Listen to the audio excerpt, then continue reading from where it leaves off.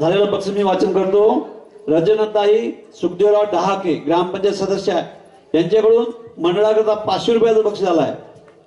सुखदेवराव डहाके यांच्याकडून पेटी वादकाला 100 रुपयाचं बक्षीस आलं आहे.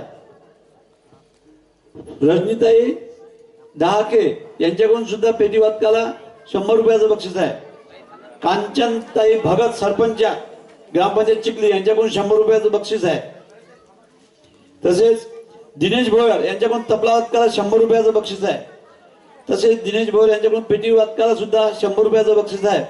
तसेच दिनेश भोयर यांच्याकडून खंजेरी वादकाला सुद्धा 100 रुपयाचं बक्षीस आहे. तसेच ललिताबाई वानखडे यांच्याकडून पेटी वादकाला 100 रुपयाचं बक्षीस आहे.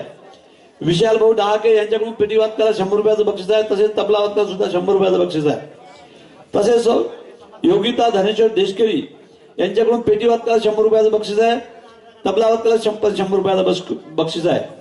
तसेच किशोर बिंदूजी देशकरी यांच्याकडून पेटी वादकाला 100 रुपये, तबला वादकाला 100 रुपये आणि खंजेरी वादकाला 100 रुपये असे बक्षीस आहेत.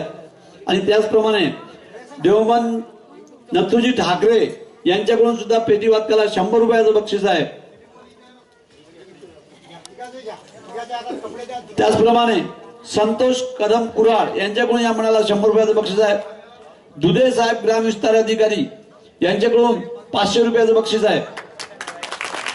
तसेच भाया थेर यांच्याकडून या लहान मुलाला 100 रुपयाचं बक्षीस आहे. थोडस साईडले व्हा. हो साईडले व्हा ना. अशोक थेर यांच्याकडून 200 रुपयाचं बक्षीस आहे.